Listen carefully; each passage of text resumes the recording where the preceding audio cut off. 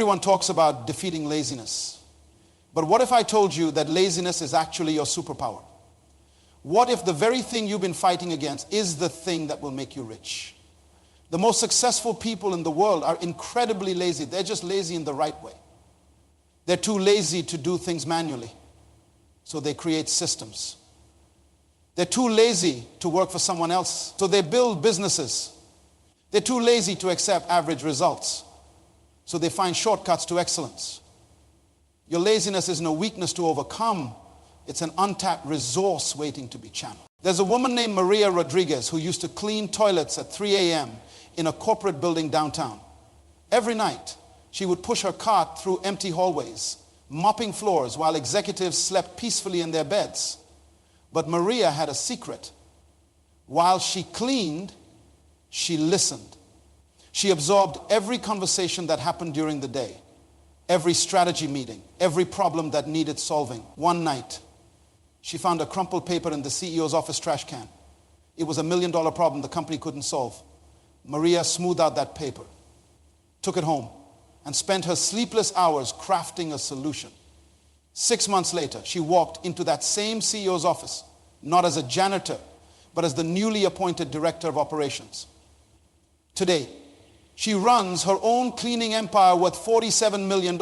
What separated Maria from every other person pushing that same cart? What made the difference between staying invisible and becoming invincible? It wasn't education, it wasn't connections, it wasn't luck. It was her refusal to accept laziness as her life sentence.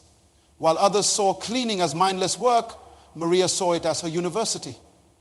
While others complained about their circumstances, Maria studied them. While others waited for opportunities, Maria created them right now. As you sit there, there's a Maria Rodriguez living inside you. There's a person of extraordinary capability, unlimited potential, and unstoppable power dwelling within your chest. But there's also an enemy, a silent assassin that has been murdering your dreams one day at a time. This enemy doesn't announce itself with trumpets. It doesn't wear scary masks or carry weapons. It whispers sweetly in your ear. It tells you to wait until tomorrow. It convinces you that you're tired. It makes excuses sound reasonable and delay feel comfortable. This enemy has a name, and its name is laziness. Laziness is not what you think it is. It's not the person lying on the couch eating chips. That's just the final stage of the disease. Real laziness is much more sophisticated. It dresses up in business suits and carries briefcases. It speaks in meetings and sends emails. It looks busy while accomplishing nothing. It mistakes motion for progress and activity for achievement. Laziness is the executive who has 17 meetings a week but never makes a decision. Laziness is the student who spends 6 hours studying but never opens a book. Laziness is the entrepreneur who talks about business plans but never writes one. You see, laziness has learned to hide. It has discovered that if it appears too obvious, you'll fight it. So instead, it camouflages itself as being overwhelmed. It pretends to be perfectionism, telling you that unless you can do something perfectly, you shouldn't do it at all. It masquerades as preparation, convincing you that you need to learn more, plan more, think more before you can act. It poses as caution, warning you about all the things that could go wrong if you step out of your comfort zone. But here's what laziness doesn't want you to know. Every single person who has ever achieved anything significant in this world had to defeat this same enemy.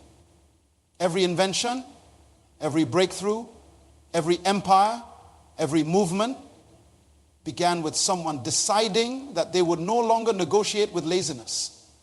They declared war on the voice that said, "Not today," and chose to listen to the voice that said, "Right now." The tragedy is not that people are lazy. The tragedy is that people don't recognize their own power. You have been created with everything you need to succeed already installed within you. Your brain has the capacity to solve problems that haven't been invented yet. Your hands can build things that don't exist. Your mind can conceive ideas that can change the world. Your voice can inspire movements. Your example can influence generations.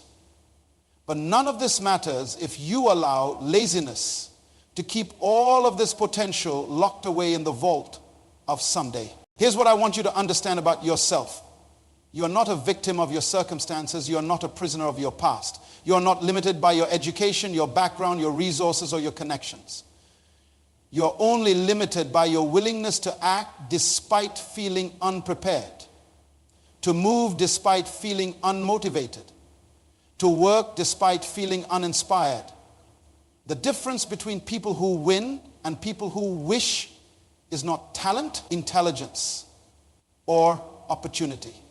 The difference is their relationship with discomfort. Successful people have learned to do what unsuccessful people are unwilling to do. They have discovered that the voice telling them to wait is not their friend. They have realized that motivation is not a feeling you wait for, it's a decision you make. They understand that discipline is not punishment, it's freedom. They know that the pain of discipline weighs ounces, but the pain of regret weighs tons. Every morning when you wake up, you have a choice.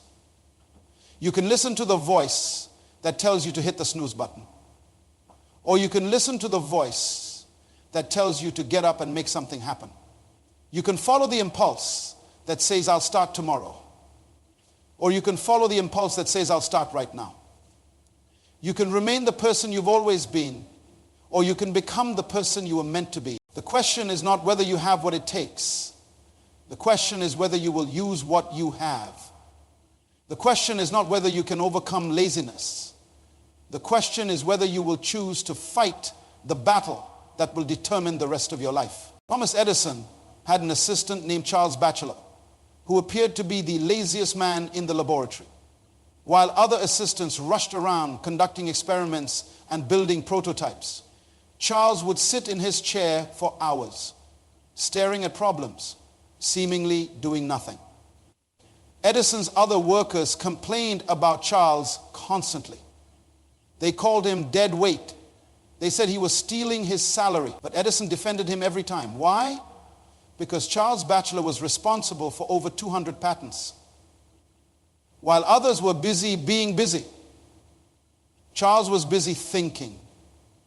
What appeared to be laziness was actually the highest form of productivity. This reveals something profound about human nature.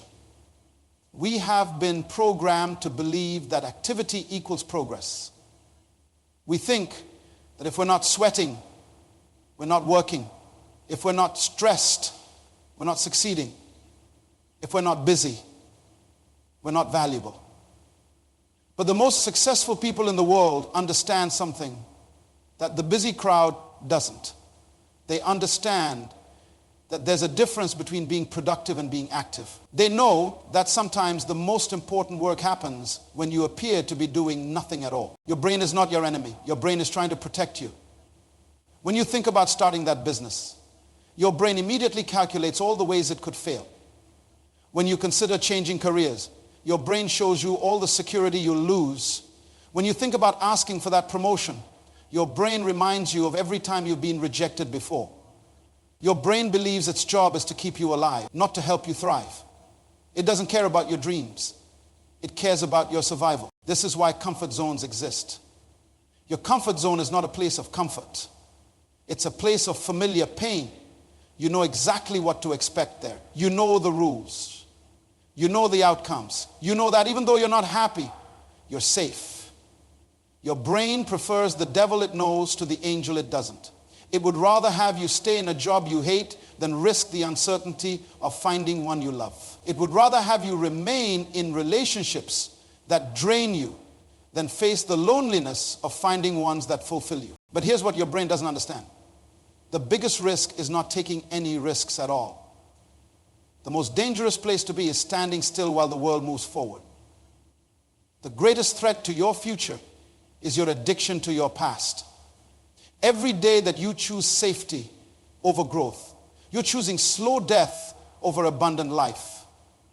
Every moment that you choose familiar over frightening, you're trading your potential for your comfort. The people who break through understand that discomfort is not their enemy. Discomfort is their compass. It points them toward everything they need to become. When they feel resistance, they lean into it. When they feel fear, they walk toward it. When they feel uncertain, they take action anyway. They have learned that the cave you fear to enter holds the treasure you seek. Most people manage their time, but successful people manage their energy. Time is the same for everyone. Every person gets 24 hours. But energy is different. Energy can be multiplied. Energy can be focused. Energy can be directed. When you're passionate about something, you can work for 12 hours and feel energized. When you're passionate about nothing, you can work for 2 hours and feel exhausted. This is why so many people feel tired all the time, even when they're not doing anything physically demanding. They're spending their energy on things that drain them instead of things that fuel them.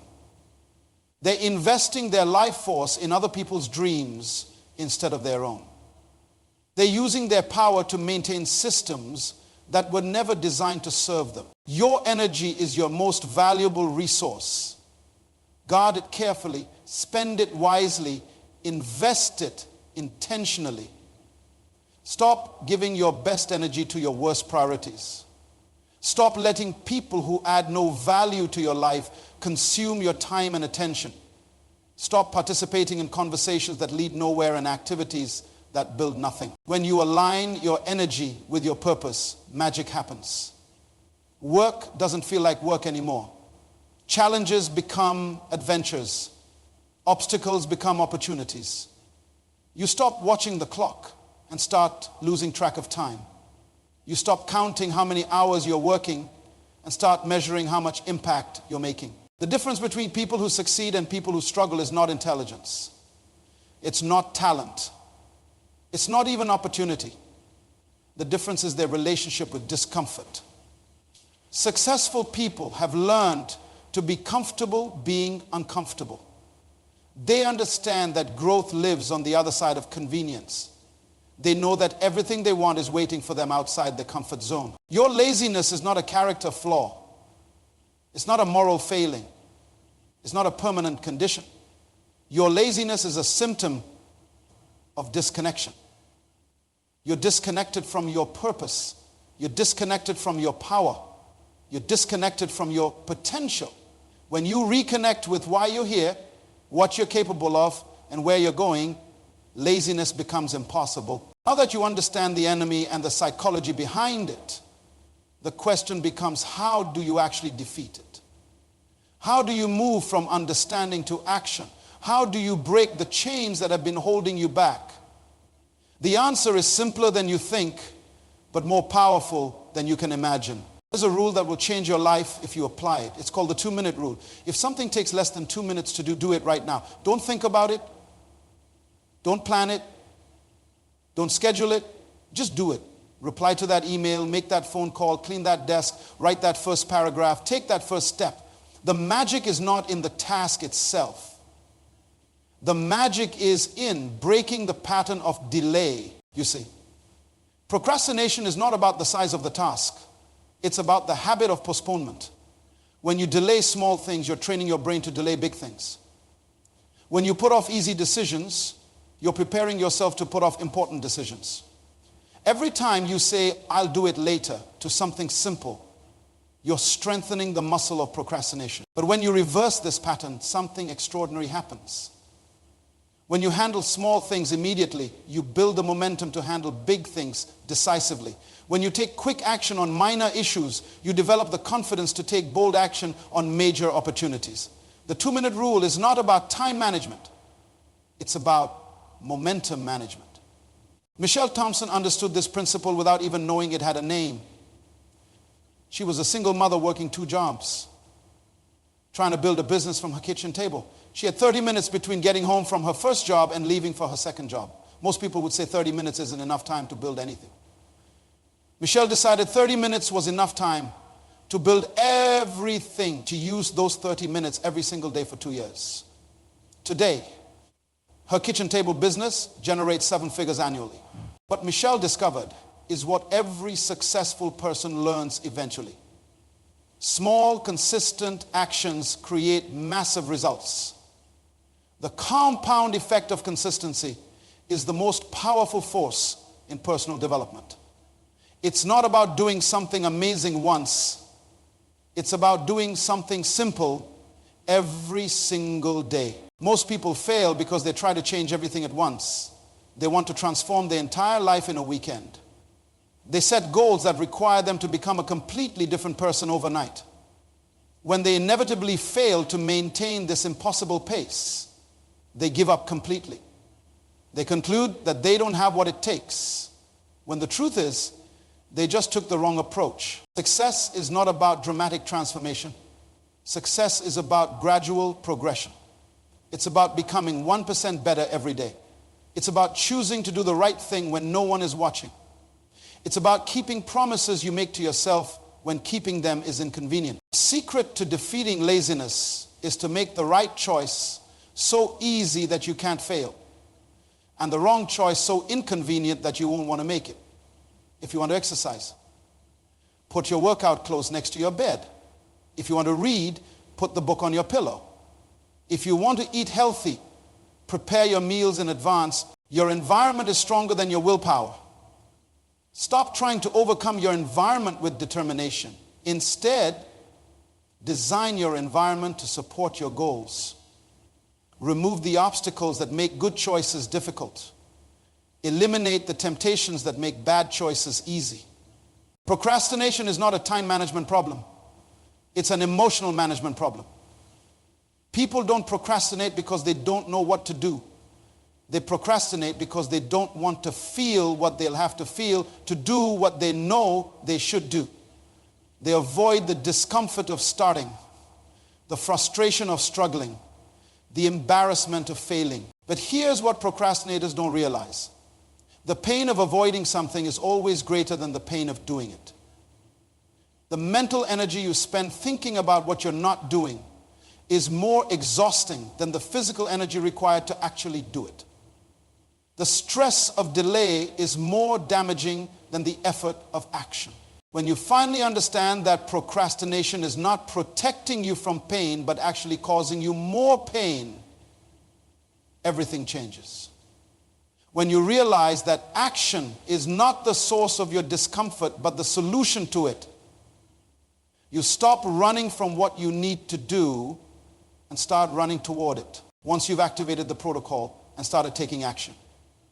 The next phase is multiplication. This is where good intentions become great results. This is where small steps become giant leaps. This is where individual effort becomes unstoppable momentum. Your environment is programming you right now. The books on your shelf are programming you. The people in your phone are programming you. The shows you watch are programming you. The music you listen to is programming you. The conversations you have are programming you. Everything around you is either pulling you toward your goals or pushing you away from them. There is no neutral environment. Most people try to change their lives without changing their environment. They want different results while keeping the same inputs. They want to think differently while consuming the same information. They want to act differently while surrounding themselves with the same influences. This is like trying to grow tropical plants in Arctic conditions. It doesn't matter how much you water them or how much fertilizer you use, the environment will always win. If you want to defeat laziness permanently, you must engineer an environment that makes laziness impossible. Remove everything that supports procrastination. Eliminate everything that encourages delay. Add everything that promotes action. Include everything that rewards progress. This means your physical environment, your digital environment, your social environment, and your mental environment must all be aligned with who you're becoming, not who you've been. Clean up your space. Organize your tools. Arrange your schedule. Curate your social media. Choose your friends carefully. Guard your mind fiercely. But environment alone is not enough. You need accountability. You need people who will call you on your excuses. You need people who will challenge your comfort zones. You need people who believe in your potential more than you believe in your limitations. Isolation is the enemy of achievement. Community is the catalyst of transformation. Find someone who has already accomplished what you want to accomplish. Study their habits, model their behaviors, learn from their mistakes. Don't try to reinvent the wheel. Success leaves clues. Follow the trail that others have already blazed. But here's where most people get confused. They think accountability means having someone to report to. Real accountability means having someone to grow with. It means surrounding yourself with people who are also committed to excellence.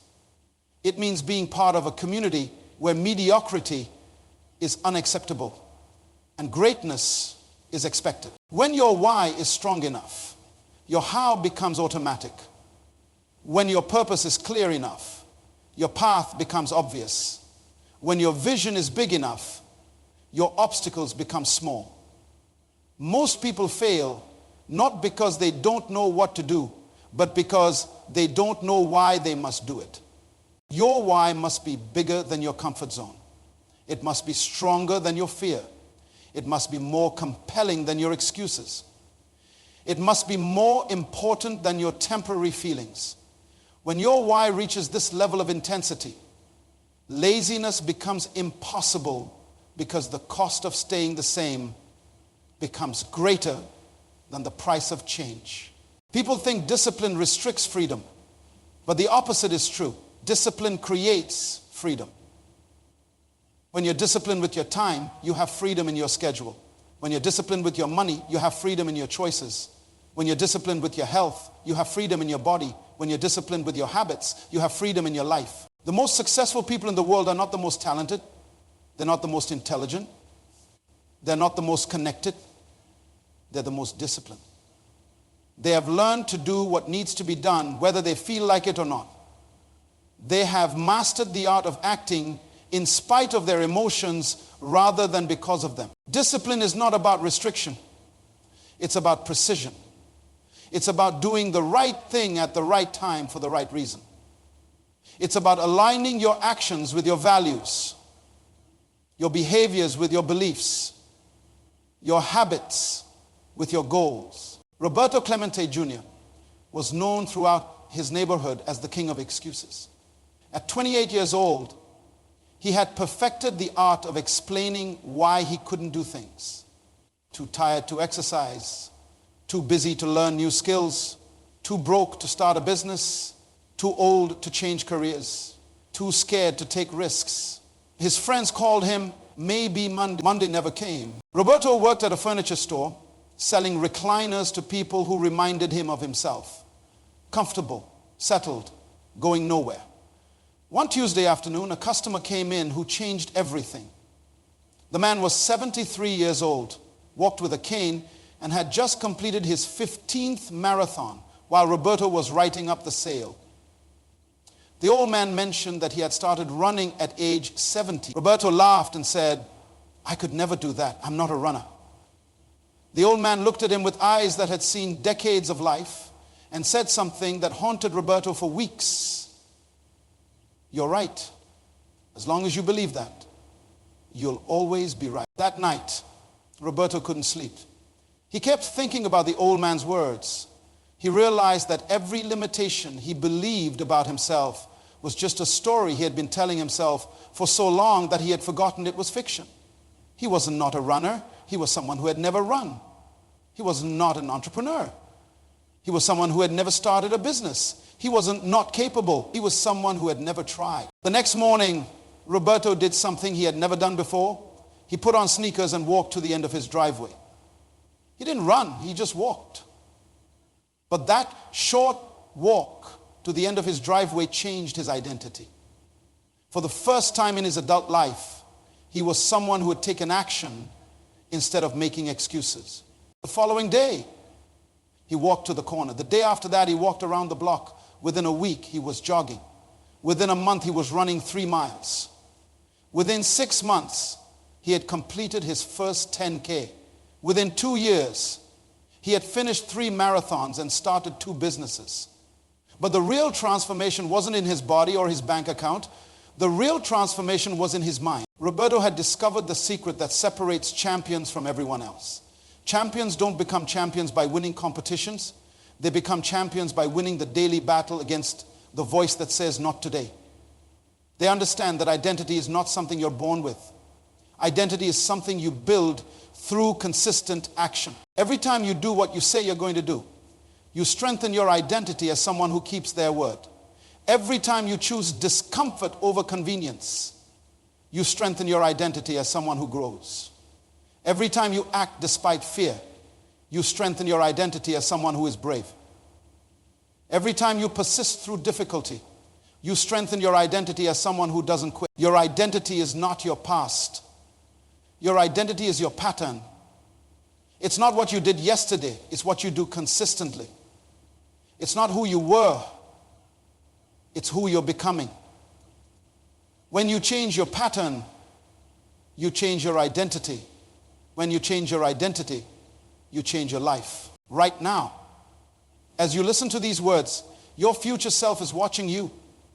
The person you could become is observing the person you are today. What is that future version of yourself thinking about your current choices? What would they say about how you're spending your time? What would they think about the excuses you're making? What would they feel about the dreams you're postponing? Your legacy is not what you accomplish. Your legacy is who you become in the process of accomplishing it. Your legacy is the example you set. Your legacy is the standard you establish. Your legacy is the path you create for others to follow. Every choice you make is either building a legacy of excellence or a legacy of mediocrity. Somewhere right now, there's a child who will be inspired by your story. There's a person who will be motivated by your example. There's someone who will believe in their own possibilities because they saw what was possible in your life. But they can only be inspired by a story that actually gets written. They can only be motivated by an example that actually gets lived. The moment of decision is always now. Not tomorrow, not next week, not when you feel ready, not when conditions are perfect. Now, this moment, this breath, this heartbeat. This is when champions are born. Not in the arena, not on the stage, not when the lights are bright and the cameras are rolling. Champions are born in the quiet moments when no one is watching and nothing is forcing them to act except their own decision to become who they were meant to be. You have everything you need. You always have. The question was never whether you were capable. The question is whether you will act on that capability. The question is whether you will honor the potential that has been placed within you. The question is whether you will become the person your future self is waiting for you to become. Stop negotiating with mediocrity. Stop making deals with delay. Stop accepting less than you deserve. Stop settling for less than you're capable of. Stop being the person who talks about what they're going to do and become the person who does what they say. Your time is now. Your moment is here. Your opportunity is present. Defeat your laziness, not tomorrow, but today. Not eventually, but immediately. Not when you feel like it, but especially when you don't. The champion inside you has been waiting long enough. Set them free.